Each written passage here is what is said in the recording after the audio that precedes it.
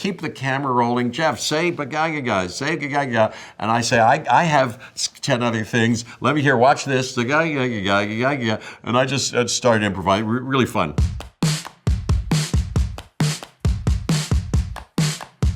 Jurassic Park. Here's a little bit about that. Golly, I've had a big history and a little bit of a future coming up with it. Because we did a Jurassic World, Dominion it's called, Jurassic World : I think is the title, Dominion.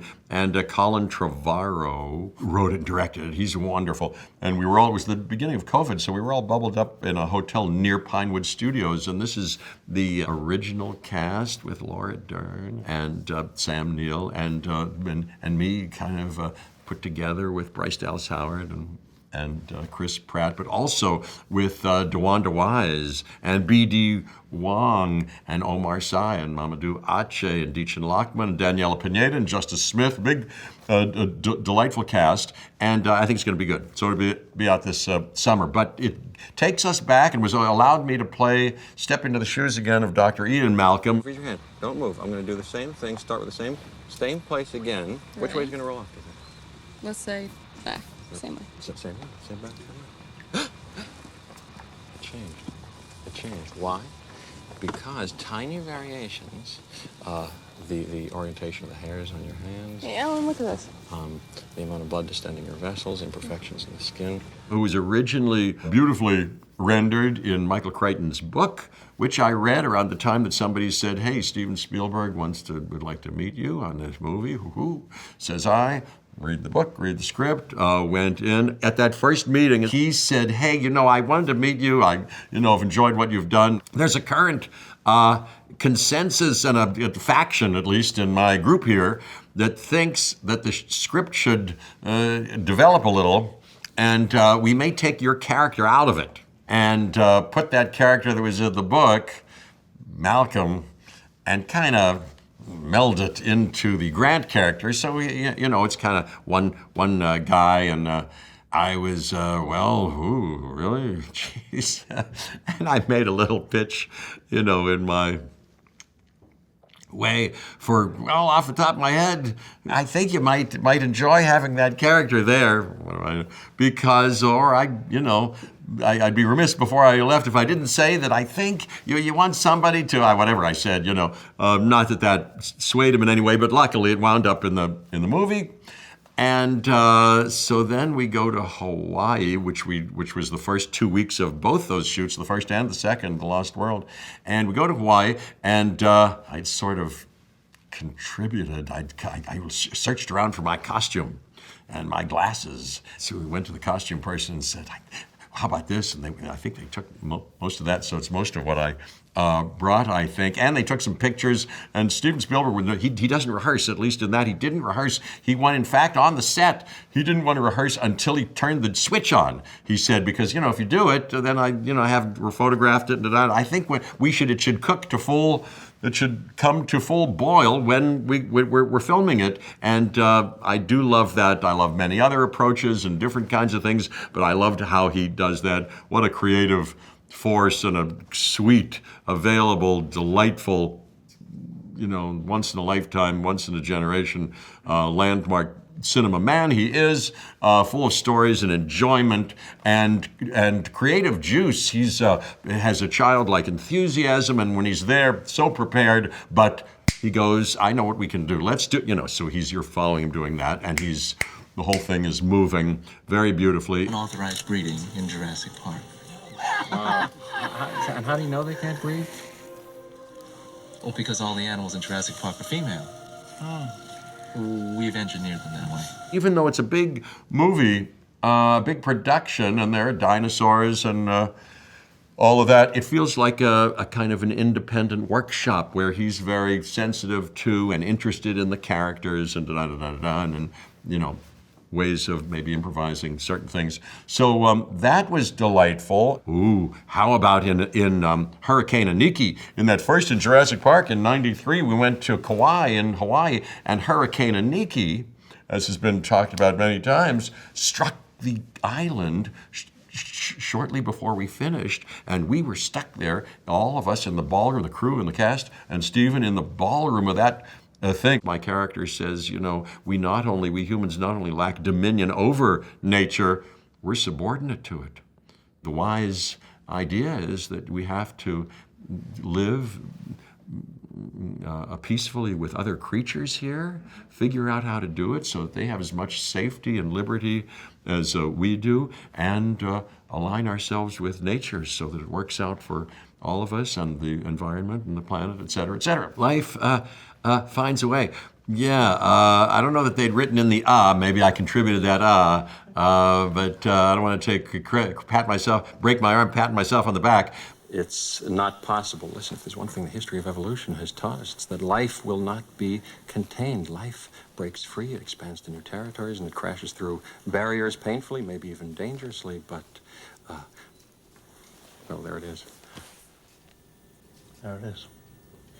You're implying that a group composed entirely of female animals will breed? No, I'm simply saying that life finds a way.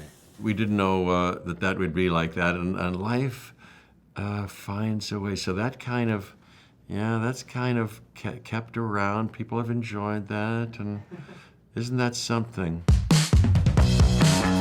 Independence Day. That was a popular movie at the time. You know, Roland Emmerich. A wonderful fella. I enjoy him so much. And he was young and full of beans, and so were we all. And Aliens and Dean Devlin was very fun to work with. And we improvised here and there, and me and Will Smith in the cockpit of that thing. And that was fun. And walking at the end on those salt flats, we've stayed in some hotel at the border of Nevada and Utah or something like that, in some hotel where the casinos were in the, you know, and then we drove out to these salt flats. That what you see in the movie, that's not CGI, that's a long area of otherworldly looking terrain. Saved the world, defeated the thing, and the camera was way far away, and me and Will Smith were smoking these cigars. They make me dizzy. I'm not a smoker of cigarettes or cigars, and by the time, you know, you go and get it lighted, I'm already groggy and woozy. So finally, these weren't the days of where passing germs was such an issue, so I asked the AD, the very generous AD, hey, can you get this going for me so that when they say action, you can hand it to me lighted, and then I can, on screen, take a few, and that's about all I can do, because we're doing this over and over again. My dad, oh boy, Judd Hirsch. Well, you see, a man can leave his power. Do it. I don't want you to catch cold. Oh. What is that? What's the matter with you? Genius. And Harvey Fierstein was great. They marketed that thing in the Super Bowl. I remember watching the Super Bowl in some party, and wow, they said they were going to do that, but wow, that's commercial, and they destroy the White House. That was kind of provocative and interesting, and it kind of caught on, and gee, that was fun. And the aliens. We're gonna have to make a run for this one here. Let's get low, let's get fast. I got you, Big Daddy. Let's get him. Watch the deck.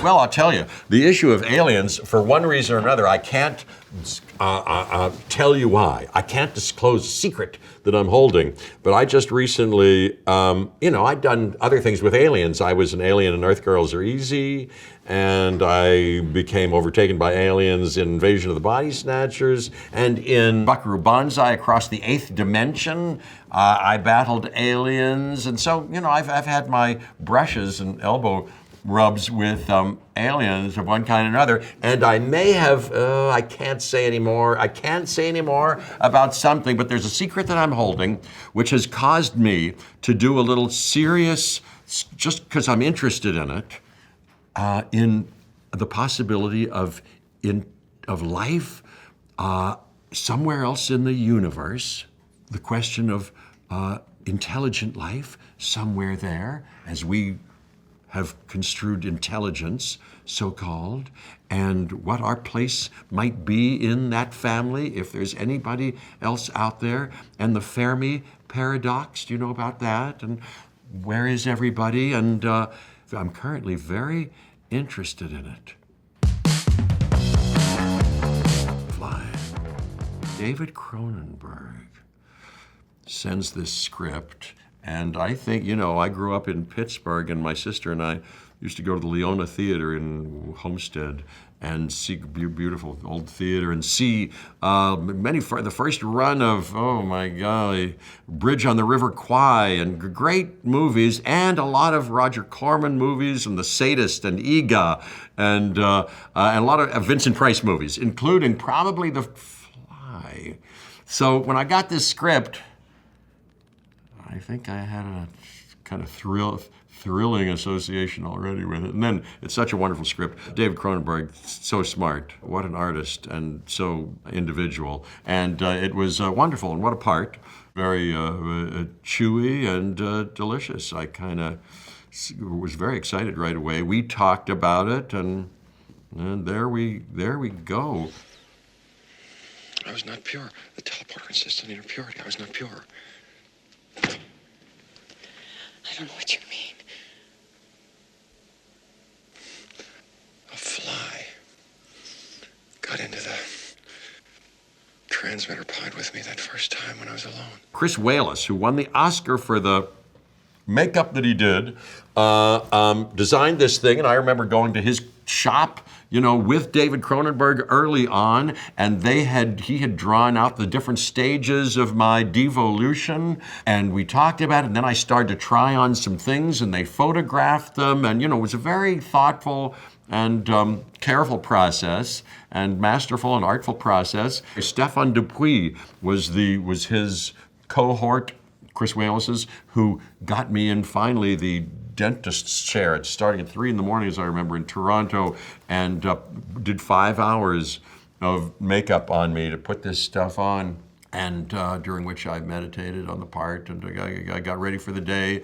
And then, you know, technology being what it was, makeup technology, it starts to fall apart right away. So the whole rest of the day, he's taking it up and gluing it down again, gluing it down again. At the end of the day, not that I'm complaining, they didn't have a solvent to take it all off, but, you know, it's an hour of rub, rub, rub, rub, rub, rub, rub, rub, rub, rub. Your skin is red now, and, you know, all that kind of stuff. But it was fine. They took great care of me. And, of course, doing that project, he and I had an idea.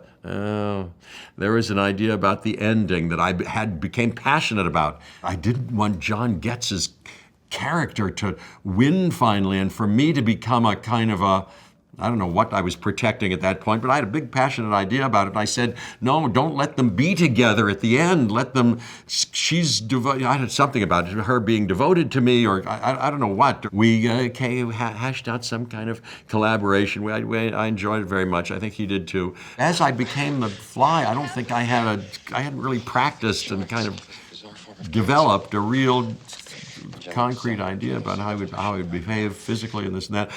As the story goes, I did find a fly and looked at a fly, put it in a plastic bag and looked at it and how it was moving around. So got something from that. I think on the day when I put on the thing finally, things kind of had to come together, and they did. I remember the first thing we shot is when I am fully flyed out, I crashed through that glass brick wall in the medical facility, and do something like that. Had to come up with it, but we did it. It was just a joy to do. And then his wonderful words, insect politics and this and that, really, really fun. And the tragedy of it, the romantic tragedy of it, really delicious to chew on. And of course, Mel Brooks produced it, Brooks Films, I loved him. And then, it was all done, and I went to Times Square, I think, for the opening. And boy, it was a raucous crowd, because nobody knows how it's going to play or anything.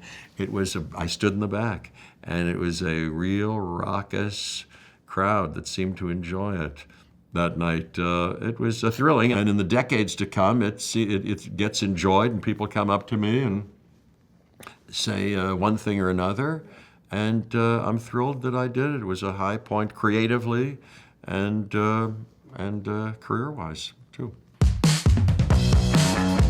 Thor Ragnarok. Gee, I had a good time on that.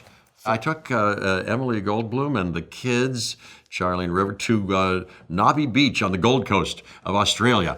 And the great man and the great director, Taika Waititi, was there. We had met before. He'd said, hey, you want to talk about this? Maybe you should do this part in this thing. And we met at a hotel in Los Angeles near my house. And I had seen for the meeting the other Thor movies, and I had some ideas, and I'd read that script, and we talked. He's so smart and good and heartfelt and authentic and unusual and hilarious and full of the energy of life. So fun from the start. So I jumped on board, and he said, I don't want you to do anything theatrical or cartoony. I think who you are, kind of, and part of your straight behavior is a little bit useful in this so-called character. I think we'll dress you up in some way, but I think you can be contemporary and kind of a little bit in this vein that we're talking about, and I like to improvise a lot. And I said, well, me too. And then we got to the set, and I'll be darned if it wasn't as much fun as I've ever had. Whenever we get to talking, Topaz, about Scrapper 142, what do I always say? She is and it starts with a B. Trash. No, not trash. Were you waiting to just call her that? It doesn't start with a B. Booze hag. I'm so sorry. No, Best. I was thinking about Best, because I always say you're the best. She brought me my beloved champion, You say that every time she's here. What have you brought today? Tell me. He would say, yeah, let's do this, because it's a big, big machine that has to work and a big story that has to be told. But he said, now that we're here, I got 10 other ideas about things you could say. Keep the camera rolling. Jeff, say bagaga, say gagaga. And I say, I have 10 other things. Let me hear, watch this. The gagaga. And I just started improvising. Really fun. Time works real different around these parts. On any other world, I'd be like millions of years old. But here on Sakaar,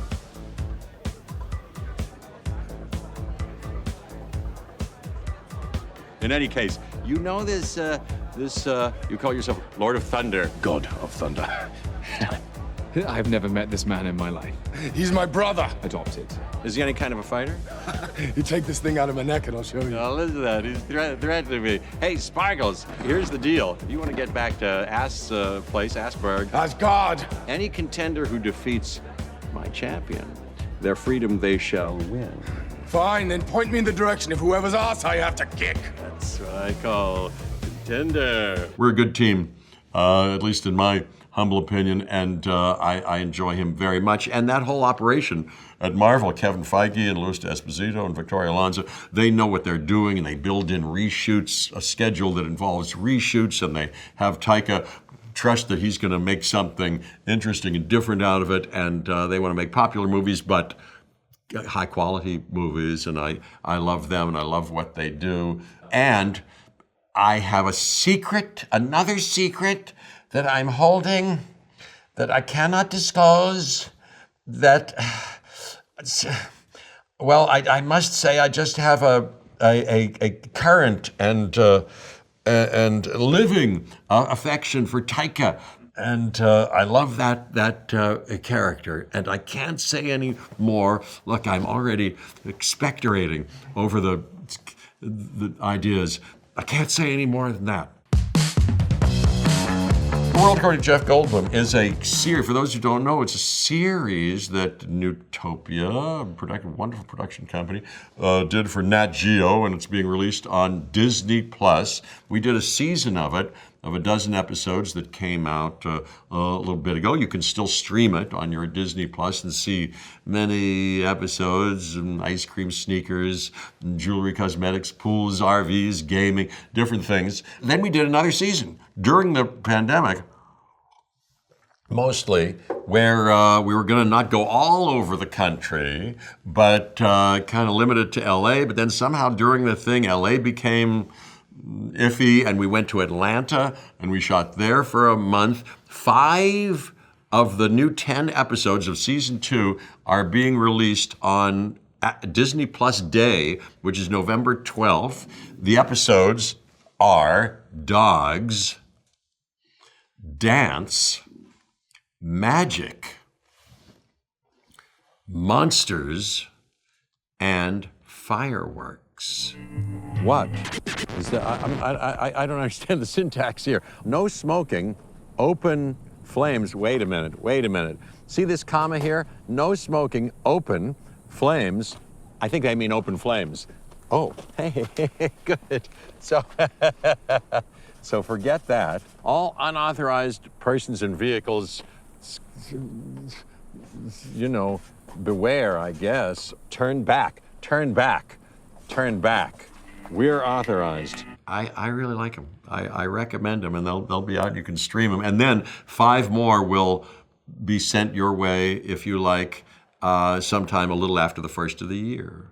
And I can't tell you what those episodes are, but it's a series that allows me to invite you and take you and guide you on a little half-hour journey of exploration and adventure and science, secrets and mysteries and knowledge that I discover on one particular subject or thing that we all seem to love and seems to be familiar, but there might be some extraordinary things about this ordinary familiar thing, like the character in Our Town who goes, I wish I'd appreciated when I was there all the dogs that I saw, or the ability to dance, or da-da-da-da-da. So it's a little bit of that. There's wonderment and phantasmagorical transmogrification available, and plenty of me messing with the form, you know. I didn't want to do something conventionally documentary like you've seen a host do.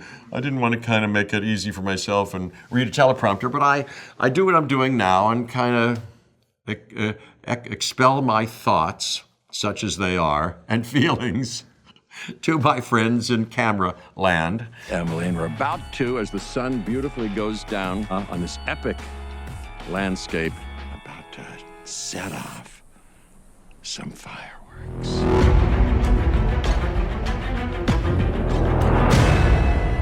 And then I encounter people that they would cast brilliantly and recruit and research these things and then take left turns and sequences.